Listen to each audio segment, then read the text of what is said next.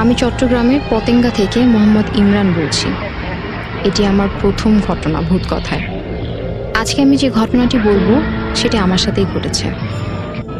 চট্টগ্রাম শহরে আমার জন্মগ্রহণ। তখন আমার বয়স 12 বছর। বাবা মা দুজনেই কর্মজীবী ছিল, তাই খুব ছোটবেলা থেকেই আমি একাই থাকতাম। যেহেতু বাবা মা দুজনই কর্মজীবী ছিল, তাদের আসতে হয়তো একটু সময় লাগতো, কিন্তু তারা রাত 8:30টার আগেই চলে আসতো। একদিন রাতে আমার বাবা মা দুজনেই আসতে দেরি হচ্ছিল। এমন সময় তাদের কথা চিন্তা করতে করতে আমি আমাদের বিল্ডিংয়ের নিচে গিয়ে অপেক্ষা করতে থাকলাম। অপেক্ষা করতে করতে কয়টা বেজে গেল আনুমানিক ধারণা নেই। আমি হাঁটতে হাঁটতে একটা পুরনো তেঁতুল গাছের নিচে অপেক্ষা করতে লাগলাম। যেহেতু আমি ছোট ছিলাম, সেহেতু আমি এত কিছু বুঝতাম না।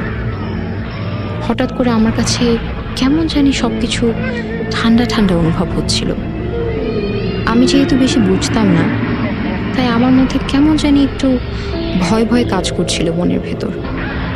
তখন আমি আরেকটু সামনে হেঁটে গেলাম এবং হেঁটে পাশের একটা পুকুর আছে, আমি সেই পুকুরের পাশে দাঁড়ালাম। হঠাৎ করে আমার চোখ গেল তেঁতুল গাছের উপরে। আমি দেখতে পেলাম কেমন জানি আবছা সাদা রঙের একটি কাপড় উঠছে তেঁতুল গাছের ডালে। আমি ভাবলাম কোনো কাপড় উড়ে এসে গাছে আটকে গেছে হয়তো। এর কিছুক্ষণ পরেই আমি দেখলাম কাপড়টি আর নেই। আমি মনের ভিতর তেমন কোনো সন্দেহই নিলাম না। একটু পরে আমি দেখতে পেলাম ঠিক তার নিচের ডালে আবার সেই কাপড়টি। হতবাক হলাম, পরে আবার দেখিনি। পরবর্তীতে আমি যা দেখলাম সেটা আমার জন্য অনেক ভয়ঙ্কর একটা অভিজ্ঞতা ছিল। আমি দেখতে পেলাম একজন বয়স্ক নারী তার মাথার চুল উল্টো করে গাছের উপর থেকে নামছে। আমি এটা দেখিয়ে তার দিকে তাকিয়ে রইলাম এবং সে এমনভাবে নামছিল মনে হচ্ছিল যেন কোনো সাদা বানর গাছ থেকে নামছে। তার হাত দুটো উপরে ছিল, মাথা নিচে, এবং তার অদ্ভুত ফ্যাকাশে ধরনের চেহারা। এটা দেখার সাথে সাথে আমি একটা চিৎকার মারলাম এবং আমি সেখানেই অজ্ঞান হয়ে গেলাম। পরবর্তীতে আমার যখন জ্ঞান ফিরল, তখন আমি বাসার খাটে ছিলাম এবং আমার দুপাশে অনেক মানুষ। আমার বাবা মা কান্না করছিল এবং তারা আমাকে সব কিছু জিজ্ঞেস করছিল। আমি তাদেরকে সব কিছু খুলে বললাম এবং তারা আমাকে একটি ভালো হুজুর দেখালো।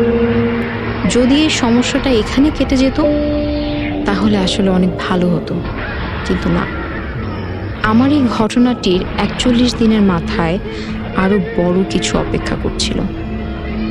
যদি এই সমস্যাটা এখানে কেটে যেত তাহলে হয়তো ভালো হতো, কিন্তু না। আমার এই ঘটনাটির 41 দিনের মাথায় আরো বড় কিছু অপেক্ষা করছিল। আমি ঘুমাতে গেলেই সেই বয়স্ক মহিলাটাকে দেখতাম। সে আমার পশ্চিমে জানালা থেকে আমার কাছে আসছে। আবার কখনো কখনো দেখতাম সে দক্ষিণের ছাদের কোনায় বসে কান্না করছে এবং আমার দিকে এক দৃষ্টিতে তাকিয়ে আছে। শুধু আমি না, সাথে আমার মাও কিছু ধারণা করতে লাগলো। আমার মা যখন রাতে আমার কাছে আসতো দেখতে, আমার রুম প্রচণ্ড পরিমাণ গরম হয়ে থাকতো, যেটা স্বাভাবিকের তুলনায় অনেক বেশি ছিল। আমার ঘুম বেশি হতে শুরু করলো। আমি সব কিছুতে ক্লান্তি বোধ করতাম। কেমন জানি শরীর অতিরিক্ত দুর্বল হতে লাগলো যে আমি সারা দিন বিছানায় শুয়ে থাকতাম। একদিন গভীর রাতে আমি টয়লেটে যাই। টয়লেটে গিয়ে আসার পথে আমি দেখতে পেলাম আমার খাটে সে বয়স্ক মহিলাটি শুয়ে আছে এবং আমাকে সে ডাকছে। তার সেই বড় বড় চোখ আমার দিকে তাকিয়েছিল। সেটি দেখেই আমি একটা চিৎকার মেরে আবার অজ্ঞান হয়ে যাই। পাশের রুম থেকে আমার মা এবং আমার বাবা চলে আসে। পরবর্তীতে সকালে আমাকে একজন হুজুরের কাছে নেওয়া হয় এবং সে বলে আমাকে একটা পিশাচ আসর করেছে। সে আরো বলে যে তেঁতুল গাছটি আমাদের বিল্ডিংয়ের সামনে আছে, সেই তেঁতুল গাছটিতে 3 যুগ ধরে একটা পিশাচ বসবাস করছিল। পিশাচটি তুলা রাশির কোনো ব্যক্তিকে পেলেই আক্রমণ চালায়। যেহেতু আমি তুলা রাশির ছিলাম, তাই সে আমার উপর আক্রমণ চালায় এবং আমার শরীরে প্রায় 60 ভাগ রক্ত খেয়ে ফেলেছিল। তার কথা শুনে আমার বাবা মা দুজনই ভেঙে পড়ে এবং কান্নাকাটি শুরু করে এবং এর উপায় জানতে চায়, কিন্তু হুজুর পারবে না বলে মানা করে দেয়। সে একজন বড় হুজুরের খোঁজ দেয় এবং বলে ইমার্জেন্সি ভাবে তার কাছে নিয়ে যাওয়ার জন্য। আমার বাবা মা আর দেরি না করে সাথে সাথেই সেই হুজুরের কাছে নিয়ে যান এবং সেই হুজুর বলে আমার কাছে মাত্র আর 4 দিন বাকি আছে। পিশাচটি আমার শরীরে রক্ত পরিপূর্ণ খাওয়ার চেষ্টা করছে। সেই বড় হুজুর তকবির হিসাবে 7টি লোহা, 3টি তাবিজ ও একটি বোতল পানি পড়া দেয়।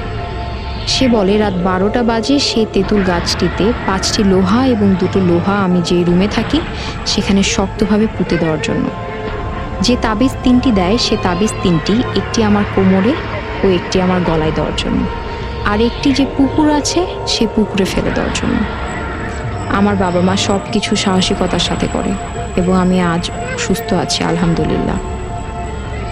আমার এখন আর কোনো সমস্যা হয় না, কিন্তু এখন আমি কোনো বৃদ্ধ মহিলাকে দেখলে সেই ভয়টার মনের মধ্যে কাজ করে। আর একটা কথা, সেই তেঁতুল গাছটি আজও আছে। যারা পতেঙ্গা এলাকায় থাকেন তারা হয়তো খুব ভালোভাবেই চিনবেন এবং সবাই সে গাছটিকে এড়িয়ে চলবেন। এখনও রাত 12টা হলে কেউ সেই গাছের নিচ দিয়ে যাতায়াত করে না। আমার ডাকনাম সাদ্দাম, থাকি কুষ্টিয়া শহরে।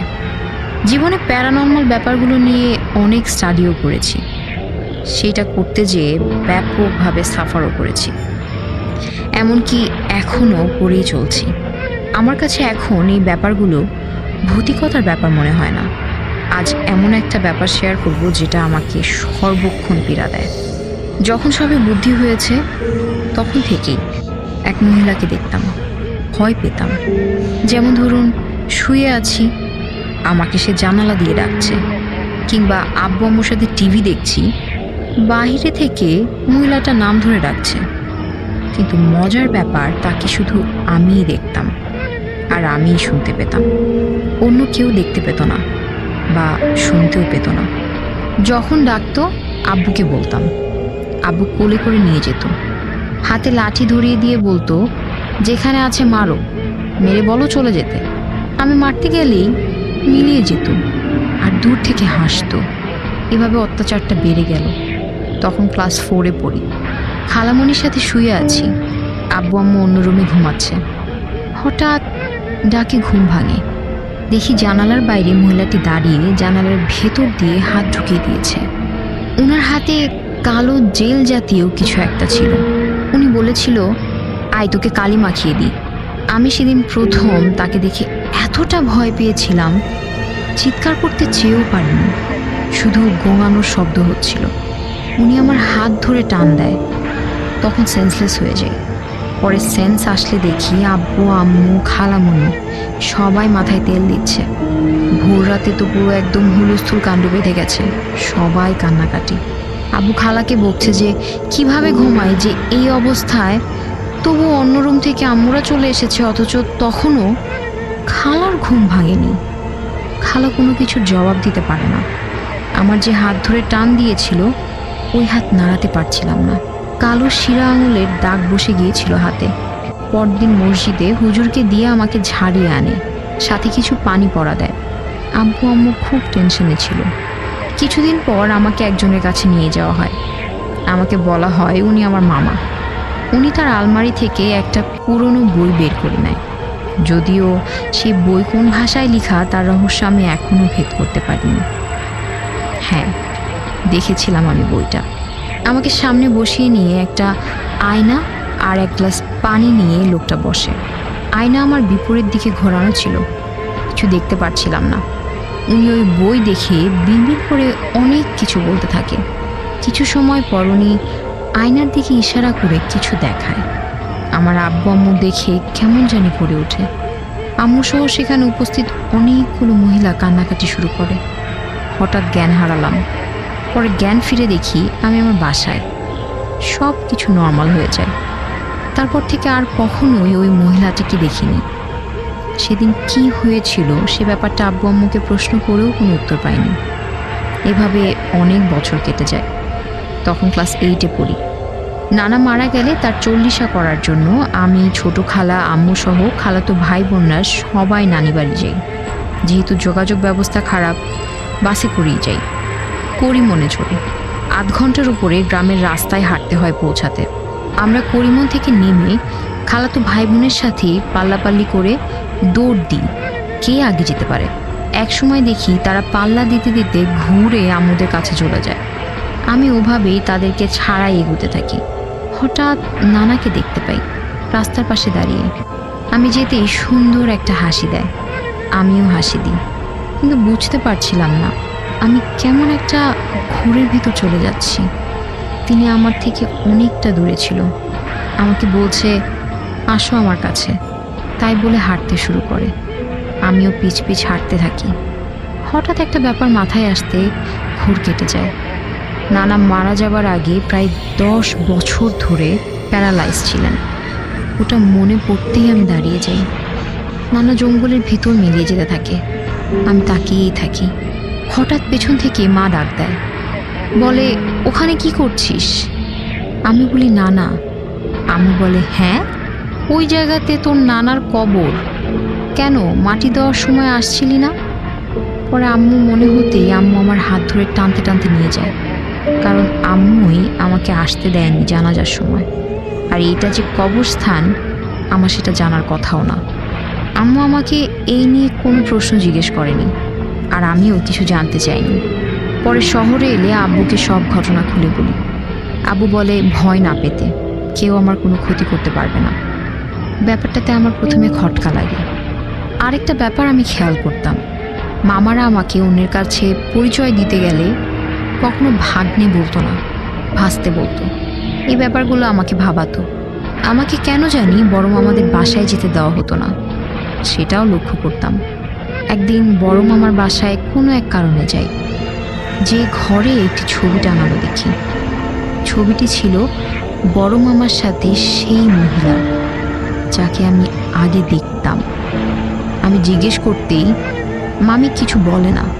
ছোট আপু বলে ওঠে, তার মায়ের ছবি, উনি মারা গেলে ওই মামিকে বিয়ে করে। কিন্তু আমি কেন তাকে দেখতাম, এই ব্যাপারটা যখন জিজ্ঞেস করলাম তখন সব আস্তে আস্তে খোলাসা হতে লাগলো। কাঁদতে কাঁদতে জিজ্ঞেস করলাম আপুকে যে সত্যটা কি জানাতে। তখন আপুও কান্না করে বলে, ওটা শুধু আমার না, তোরও মা।